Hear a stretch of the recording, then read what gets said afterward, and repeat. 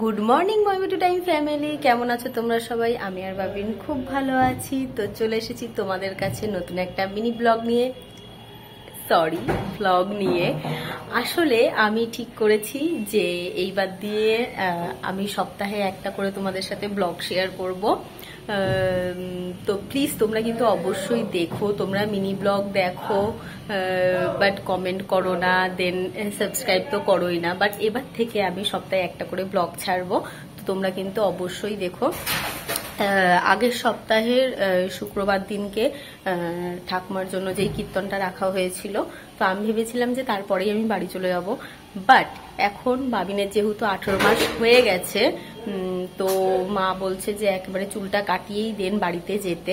তারপর আমাদের আবার বাড়িতে ঠাকুরকে ভোগ দেওয়ারও আছে, যেহেতু আমাদের বাড়িতে কীর্তন হতো, তো ওই দিনটাতে এখন ঠাকুরের সামনে এমনি ভোগ দিয়ে রাখা হয়, মানে ঠাকুরকে ভোগ দেওয়া হয় আর কি। তো একেবারে তারপরেই যাব। তো আজকে বাবিনকে ন্যাড়া করানোর আগে, মানে 18 মাসের চুল কাটানোর আগে বাবিনকে একটু কৃষ্ণ ঠাকুর সাজাবো। তো এখন বর গেছে ফুলের মালা কিনতে, কালকে বোন কিনে নিয়ে এসেছে ফুলের মালা, পাঞ্জাবি। বাট ওটা তো হচ্ছে না, যে এই বাসিটা আর কি জেঠিমনির কাছ থেকে নিয়ে আসলাম, তো ওই বাসিটাতে ইচ্ছা আছে একটু ফুলের মালা পেঁচিয়ে নেবো। তো ওর জন্য বর আবার গেল ডিউটি দিয়ে এসে ফুলের মালা আনতে। আর আমি এই দিকে এখন সবকিছু রেডি টেডি করতে থাকি। তো চলো তোমাদের সাথে সবকিছু শেয়ার করি। কালকে বোন বাবিনের জন্য এই পাঞ্জাবিটা আর এই পাঞ্জাবিটার সাথে এই ধুতিটা সেট ছিল, তো এটাই নিয়ে এসেছে। আমার তো আর পাঞ্জাবিটা এখন লাগবে না, লাগবে হচ্ছে ধুতিটা। এই ফুলের মালাগুলো কিনে নিয়ে এসেছে। আমি বোনকে বলেছিলাম যে এইরকম মালাগুলোই আর কি আনতে, এগুলো দেখতে বেশ ভাল লাগে। আর জেঠিমনির কাছ থেকে এই বাসিটা নিয়ে এসেছি। বর এখন এই মালাগুলো কিনে নিয়ে আসলো, তো এই মালাটা দিয়ে আর কি বাসিটার মধ্যে পেঁচিয়ে দেব। আর বোনের এই ওড়নাটা, এটাও লাগবে। তো চলো সাজানোর পর তো তোমাদের সাথে শেয়ার করবই। আর এই যে এই ফুলের মালাটা, এটা চুলের মধ্যে দেব। তো ইচ্ছা আছে মাঝখানের এই রজনীগন্ধা ফুলগুলোকে ছিঁড়ে নেব, তাহলে দেখতে আরো বেশি সুন্দর লাগবে। তো দেখছি, এখনো ঠিক বুঝতে পারছি না কি করব না করব। আগে ওগুলো রেডি করে নিই, তারপর এটাকে ধরবো, তো তাহলে বোঝা যাবে আর কি কতটা কি ফুলের মালা আমার লাগবে না লাগবে। তো আগে আমি এগুলো তাড়াতাড়ি করে রেডি করে নিই। আর বাবিনকে পাঠিয়ে দিয়েছি বাবিনের বাবার কাছে, মানে আমার বর এখন বাবিনকে নিয়ে ছাদে গেছে, তো আমি তাড়াতাড়ি করে এইগুলো সব রেডি করে নিই, নাহলে বাবিন ফুলের মালাগুলো দেখেই ফুল ছিঁড়ে দিয়েছে। তো ওর হাতে ওকে পরানোর পর যে ও কি করবে আমি নিজেও জানি না। তো আমি তো খুব এক্সাইটেড যে বাবিনকে স্টুডিওতে নিয়ে গিয়ে আর কি ফটো তোলাবো। বাট খুব ভয়ও লাগছে, কারণ বাড়িতেই বাবিনকে ফটো তোলানো যায় না মোটে, ঠিক আছে। অনেক কিছু মানে নকরা ঝকরা করে হয়তো আমি 20-30টা ফটো তুলি, তার মধ্যে হয়তো 5-6টা ফটো ওর ভালো আসে। আমাদের 3 বোনকেই মা ছোটবেলাতে আর কি 18 মাসের চুল কাটানোর আগে কৃষ্ণ ঠাকুর সাজিয়ে আর কি ফটো তুলিয়েছিল। মা বলে যে দিদি আর বোন তো দাঁড়িয়ে ফটো তুলেছিল, বাট আমি নাকি মায়ের কোল থেকে নামতেই চাইনি, তাই আমার ফটোটা মায়ের কোলে আছে। তো ওটাই টেনশন হচ্ছে যে জানি না বাবিন কি করবে। ফুলের মালাগুলো রেডি করে আমি বাবিনকে ভেবেছিলাম বাড়ির দিয়ে একেবারে রেডি করিয়ে বেরোবো, কিন্তু ছেলের কাণ্ড দেখো, আমার লিকুইড সিঁদুরটা খুলে ও দুষ্টুমি শুরু করে দিয়েছে। ওকে আমি ভেবেছিলাম যে টিপটা অন্তত বাড়ির দিয়ে পরিয়ে বেরোই, তাই টিপটা পরাচ্ছি, কিন্তু ছেলেকে 2-3 বার টিপ পরানোর পরেও 2-3 বারই বাবিন টিপটাকে মুছে দিয়েছে। টিপটা পরানোর সঙ্গে সঙ্গেই হাত দিয়ে লেপটে দিচ্ছে, আর না হলে ওয়াইপস দিয়ে একদম মুখটাকে মুছে দিচ্ছে, আর টিপ তো উঠেই যাচ্ছে।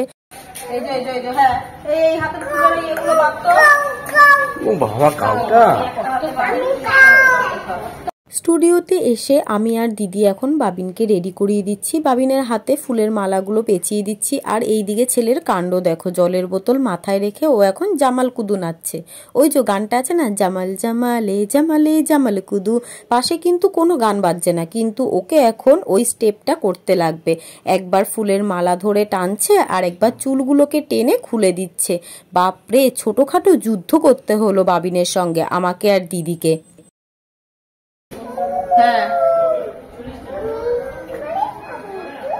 বাবিনকে কৃষ্ণ সাজিয়ে হাতে বাঁশিটা দেওয়া মাত্রই বাবিন কিন্তু বাঁশি বাজানো শুরু করে দিয়েছে। তারপর আমরা স্টুডিওর ভেতর বাবিনকে নিয়ে যাওয়ার সঙ্গে সঙ্গেই বাবিন দেখো চোখ মুখ কালো করে কাঁদতে কাঁদতে বাবা মা বলা শুরু করে দিয়েছে। আর এই দিকে বাঁশিতে যেই ফুলের মালাটা পেঁচিয়েছিলাম সেখান দিয়ে প্রত্যেকটা ফুল দাঁড়িয়ে দাঁড়িয়েও ছিঁড়ে দিয়েছে। তো বাড়িতে চলে এসেছি ফটো তুলে।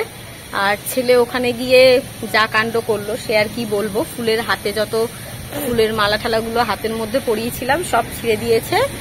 তো এখন বাড়িতে এসে একটু রিলসের জন্য একটা ভিডিও তুলে নিলাম, শুধু কি আর করে যাবে, এরকম রুখা সুখাই একটা ভিডিও তুলে নিলাম। আর পাশে কোথাও কাজ হচ্ছে যার জন্য এত আওয়াজ হচ্ছে।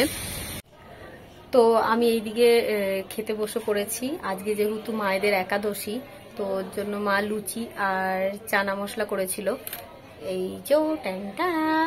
আর এইদিকে পুকুসকে স্নান করিয়ে খাওয়িয়ে দাওয়িয়ে অনেক ঘুম পাড়ানোর চেষ্টা করলাম, কিন্তু পুকুস তো কিছুতেই ঘুমাচ্ছিল না। তো ওর জন্য আমার লুচিগুলো পুরো নেতিয়ে গেছে, না হলে বেশ আজকে ফুলকো ফুলকো হয়েছিল মায়ের লুচিগুলো। তো তাড়াতাড়ি করে এখন খেয়ে নিই। দুপুরবেলায় খেয়ে দিয়ে উঠে একটু রেস্ট নেওয়ার পর সোজা চলে এসেছি একেবারে রাতের বেলায় বাবিনকে খাইয়ে দাওয়িয়ে ঘুম পাড়ানোর সময়। আর এইদিকে আমার এই ছোট্ট ছেলেটা না ঘুমিয়ে এখন রাতের বেলায় পড়াশুনো করতে বসছে। পুকুস, কি লিখছো এগুলো? কি এবিসিডি?